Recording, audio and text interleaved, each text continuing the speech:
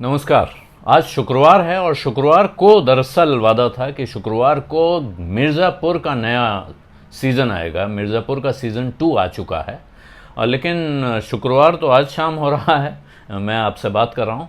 लेकिन बृहस्पतिवार की रात यानी जैसे ही शुक्रवार शुरू हुआ आधी रात को वो सीज़न ऑनलाइन हो गया था और उस वक्त से लोगों ने देखना शुरू कर दिया। अनेक लोगों से मेरी बात हुई है जिन्होंने उसको पूरा देख डाला है। कुछ लोग सुबह तक पूरा देख चुके थे, कुछ आधा देख चुके थे, कुछ अभी भी आधा देख के बैठे होंगे।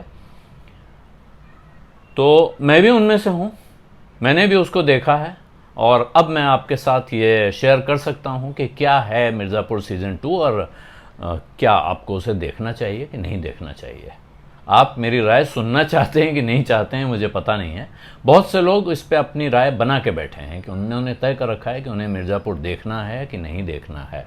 उनको किसी राय की ज़रूरत है नहीं। कहानी हम आपको बता नहीं सकते हैं, फिर भी बात करने भर को तो है, वही बात करेंगे। लेकिन उससे पहले एक बार फिर आपसे आग्रह करूंगा कि सबसे पहले अगर आपने मेरा यूट्यूब चैनल वन आलोक जोशी सब्सक्राइब नहीं किया है तो सब्सक्राइब का बटन दबाना, लाइक करना, शेयर करना और घंटी बजाना ना भूलें ताकि आपको खबर मिल जाए जब नया वीडियो आए या जब मैं लाइव आऊँ। इस वीडियो के डिस्क्रिप्शन बॉक्स में एक लिंक है जिसके जरिए आप सत्य हिंदी के सदस्य बन सकते हैं। सत्य हिंदी एक कोशिश है सच की आवाज़ को मजबूत रखने की, सच की आवाज़ को लगातार बुलंद रखने की, और सदस्य बनकर उसका भुगतान करके आप इस मुहिम में मदद दे रहे होते हैं। न सिर्फ सत्य हिंदी की मदद है ये, बल्कि ये सच की आवाज़ को मजबूत रखने में आपका योगदान है और अच्छी पत्रकारिता को जगाए रखने में आपकी भूमिका है। मिर्ज़ापुर का सीज़न 2 है तो वैसा ही जैसा मिर्ज़ापुर का पहला सीज़न था, लेकिन जब आप ये दूसरा सीज़न देख चुके होंगे तो आप एक सवाल पूछेंगे कि इन दोनों के बीच में इतना लंबा गैप होने की क्या आवश्यकता थी। लगता था कि भाई इतना इंतज़ार करा रहे हैं तो कुछ बहुत ज़बरदस्त होगा। करीब करीब आप कहेंगे अगर आपको पहले सीज़न में मज़ा आया था तो थ्रिल वैसा ही है, एक्शन भी है और बाकी सब भी है। उन लोगों से पहले माफ़ी मांग लेता हूं जिनको हिंसा या गाली गलौज से परहेज़ है, तो मेरा ख्याल है वो पहले ही सीज़न 1 से नाराज़ होंगे अगर थोड़ा बहुत उन्होंने देखा होगा, या वो बिल्कुल नहीं। इस तरह की चीज़ों से आप बचते हैं तो ये सीरीज़ आपके लिए नहीं है, मैं पहले बता दूं। अगर आपकी दिलचस्पी है ऐसी चीज़ों में और आप इन मान्यताओं को नहीं मानते हैं तो मिर्ज़ापुर में वो पूरा एक्शन और थ्रिल आपको मिलता है। आप मिर्ज़ापुर के साथ जौनपुर भी देखते हैं, बलिया भी देखते हैं, लखनऊ भी देखते हैं। एक तरह से पूर्वी उत्तर प्रदेश की पूरी राजनीति और अपराध के गठजोड़ का आपको आईना मिलता है इसमें।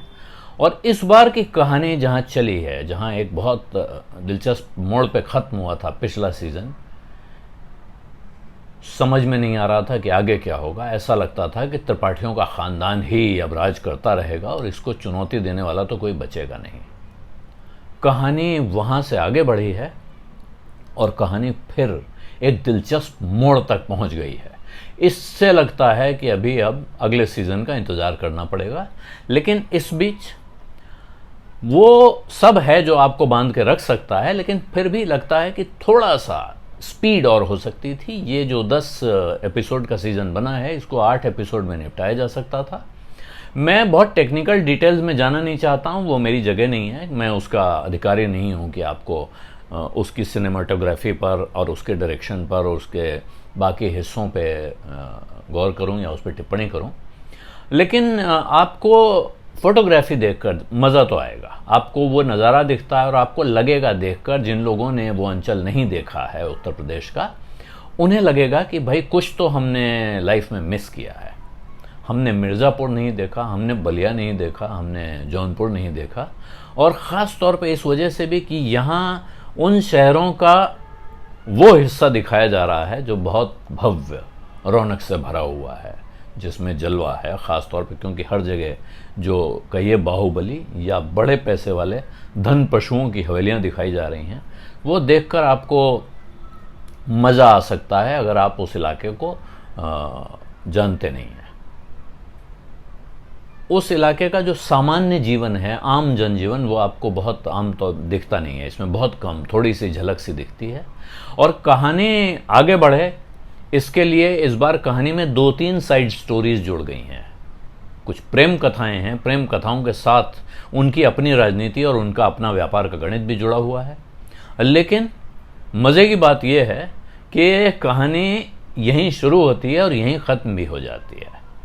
वो एक साइड स्टोरी एक तरफ से शुरू हुई, दूसरी तरफ से शुरू हुई, और ये सब घूम कर वापस आई और एक जगह आकर उनको ख़त्म कर दिया गया है। मूल कथा अभी चल रही है। इस सीरीज़ में पंकज त्रिपाठी के किरदार की तो जितनी तारीफ हुई है, जो हो सकती है वो कम है, गजब है। और पंकज इन दिनों वैसे भी छाए हुए हैं, तरह तरह की भूमिकाओं में दिखते हैं आपको अलग अलग जगह। लेकिन यहाँ अली फैज़ल भी बिल्कुल टक्कर से हैं।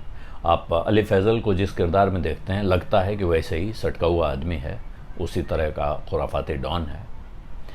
लेकिन इसमें बाकी कैरेक्टर्स को अगर आप देखें तो एक एक कैरेक्टर आप उठा के देख लीजिए, बड़े छोटे जो भी नाम लेने लायक कैरेक्टर्स हैं, वो सब एक एक कैरेक्टर आपको लगता है जैसे कि बिल्कुल इसी के लिए बुना गया है, इसी के लिए लिखा गया है, यही आदमी ध्यान में था जब ये कैरेक्टर तैयार किया गया है, और वो अपने आप को बहुत अच्छी तरह से निभा रहे हैं। इनमें किसी कैरेक्टर पर सवाल नहीं उठ रहे हैं, किसी एक पर भी।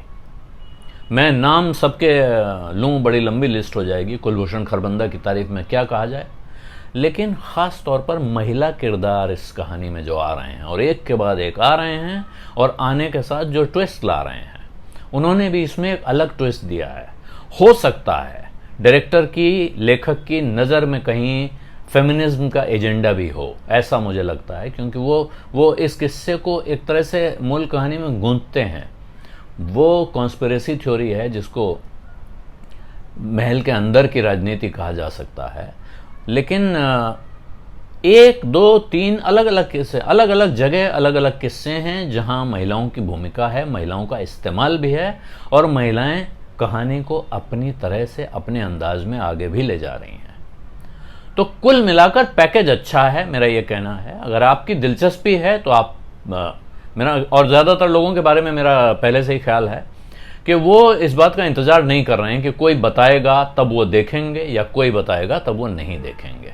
लेकिन अगर आप उनमें से हैं जिनको दुविधा है कि मिर्ज़ापुर देखना है कि नहीं देखना है, तो मेरी राय है कि आपको ये देख लेना चाहिए। इसको देखकर आप निराश नहीं होंगे।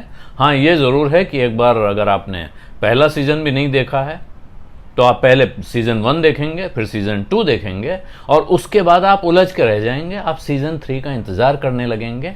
और इस बार ये प्रोड्यूसर डायरेक्टर पे अब जिम्मेदारी है कि वो कितनी जल्दी वो इंतज़ार पूरा करते हैं, या जैसे इस बार उन्होंने लंबा इंतज़ार कराया और उसके बाद उन्होंने तमाम तरह के टीज़र ट्रेलर लगा के जो एक्साइटमेंट बिल्ड किया, वो फिर करते हैं। ये देखना होगा। लेकिन मिर्ज़ापुर देखने लायक है, ये नतीजा मेरा है। इसी के साथ इजाज़त चाहता हूँ। अंत में एक बार फिर आग्रह करूंगा कि अगर अभी तक आपने मेरा YouTube चैनल वन आलोक जोशी सब्सक्राइब नहीं किया है तो सब्सक्राइब का बटन दबाना, घंटी बजाना, लाइक करना, शेयर करना, ये सब न भूलें। धन्यवाद, नमस्कार।